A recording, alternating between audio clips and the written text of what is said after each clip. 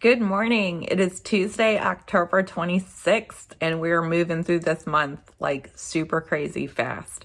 I have been up working on my shawlography this morning, and I'm so happy because it's gotten to the point where it's kind of like just knitting, and it is such a break after all of the new techniques that were thrown into the last section. And I wouldn't say new techniques. I've done I-cord before, but just the I-cord loops were different. And I love these Stephen West shawls because they teach you new techniques and new strategies for knitting that are just amazing. It's things I wouldn't have thought of and have never seen before. So it's pretty awesome.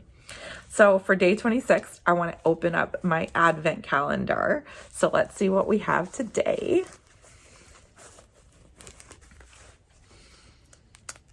Halloween Kills. Ooh, the new movie.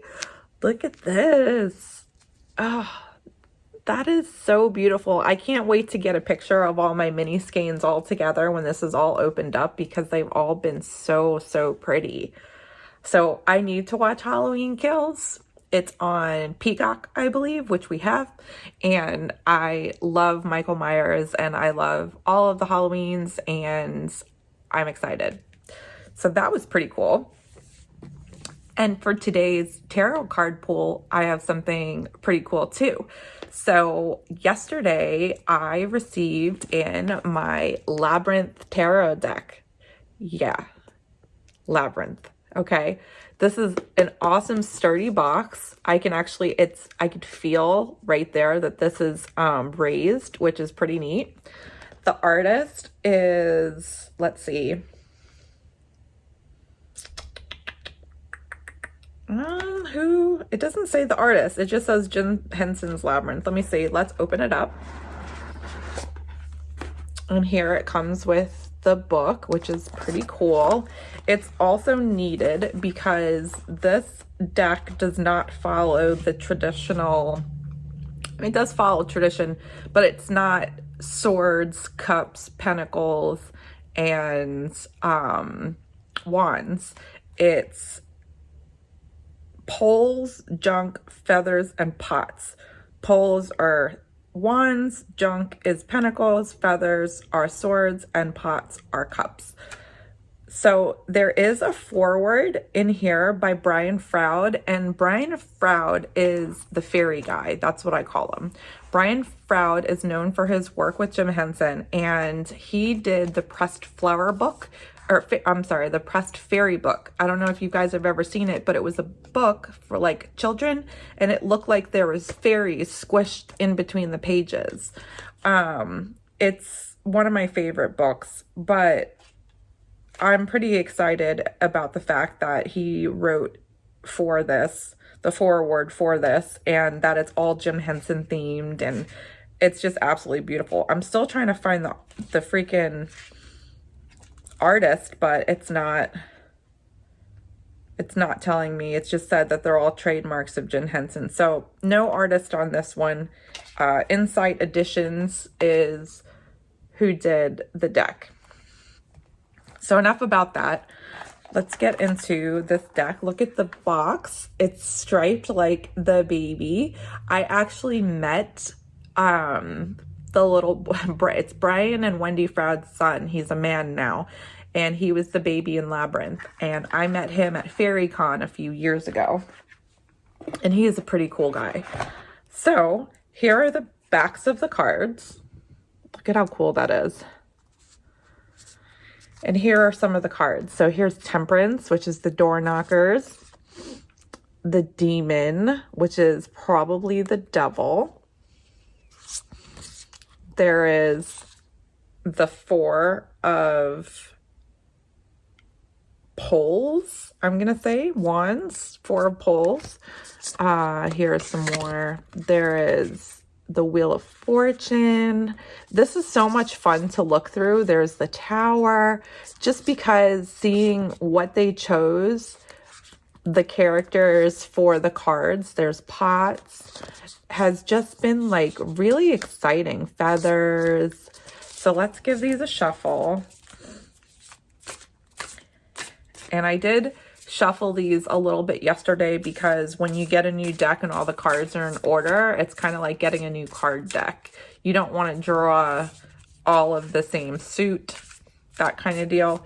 So give these a good shuffle and see, what do I need to learn for today? What does the Labyrinth have to teach me today? Interesting. So I did choose the demon, and that is the devil. And the devil, I have drawn this before, the devil is all about your vices and your addictions. It's the things that you are addicted to or that you have an excess of that you refuse to let go of. It's those things that make us happy that are not necessarily good to us, and we need to give those up, but we're choosing not to. We are imprisoning ourselves by choosing not to change and making the choices that we are.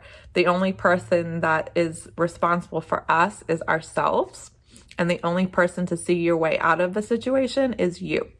You're the only person holding yourself back. So this is an interesting card for today, and I will this one's a funny one because it's funny to me that I don't draw the devil more often, because I like things. I'm materialistic to a point. Like, I don't think that my things are more important than people, but I do love a lot of different things, and they are my vices, and I don't want to give some of my vices up. So it's always pretty funny when I draw this card, because I'm like, again, I need to cut back on my spending. I need to cut back on this or that. And we don't want to, right? Because it's fun. It's fun to be bad sometimes, but it's not good for you. And that's the theme of that card for today. So I am going to get back to working on my shawlography, and I'll show you some progress later on because there's not much to see. I haven't made much progress since last night's Zoom, so I will show you that a little later on. I am going to be going at 9 o'clock, which is in about an hour, to go get my nails done because these things are grown out and they are long and they need to be shortened. So I don't know what I'm going to get done yet. I'm thinking maybe like a red or maybe like a black, but we'll see.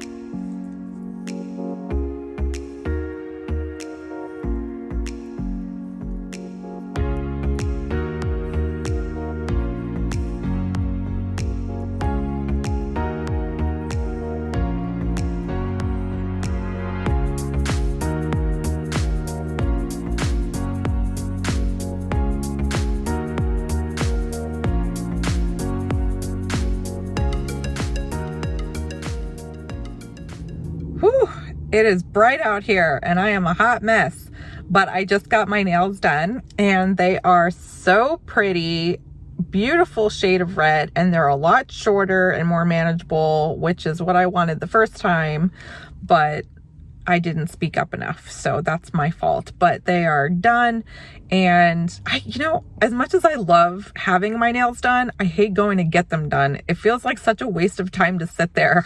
And I feel the same way about getting my hair done too. I love having them done, but getting them done is just like a completely different thing. So I'm gonna go home and I am going to catch Natalie's premiere, Nitty Natty's premiere, for her Sockmas announcement and see who the sponsors are for this year's Sockmas.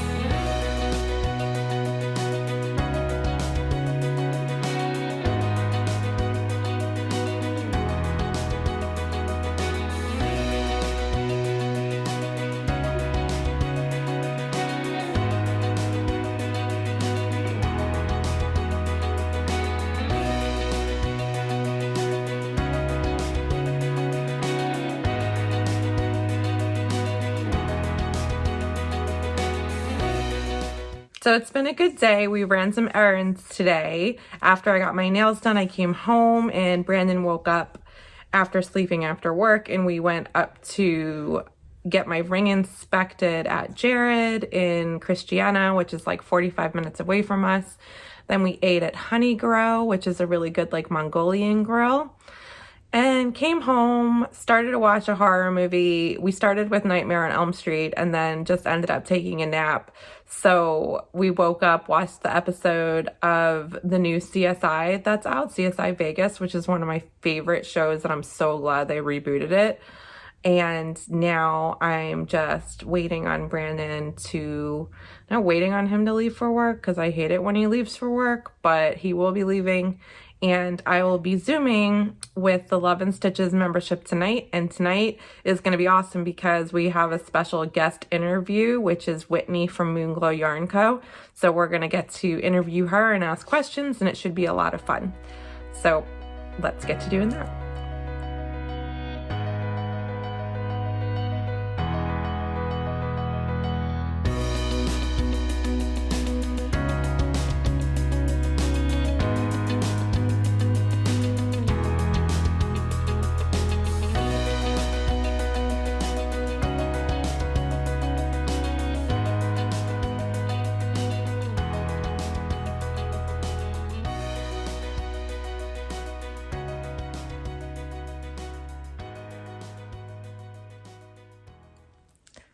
So we're done Zooming, and I had a lot of fun learning about Whitney and her dye business and how she got started. We had a great time, and I got to working on my shawlography and realized that somewhere in the time frame of the Zoom, I messed up. So I was going to rip back and realized that it was a little far. It was about 4 rows down, and what I did was I'm going to show shawlography the beginning of clue 2. So if you don't want to see clue 2, I would end here, and I will see you tomorrow. And if you want to stick around, here is clue 2. And it's creating this design here, and there's these slip stitches that form these bars. Well, I did it on 2 of them. Let's see, one right here.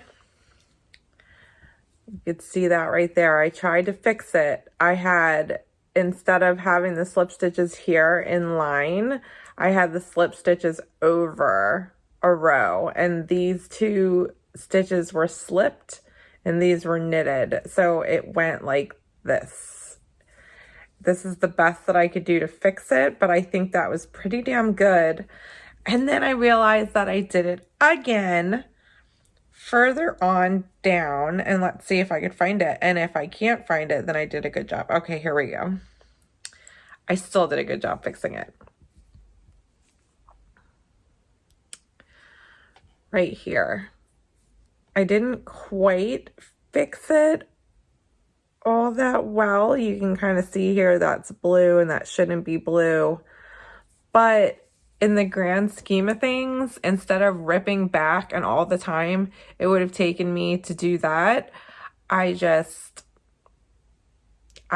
living with it, and I'm happy that I was able to use my crochet hook. And I actually used a crochet hook from Coco Knits. I love the Coco Knits crochet hook. It is, so it says Coco Knits on there. That's kind of hard to see with the metal and the lighting. And it is a D or a 3mm hook. And yeah, so here we are.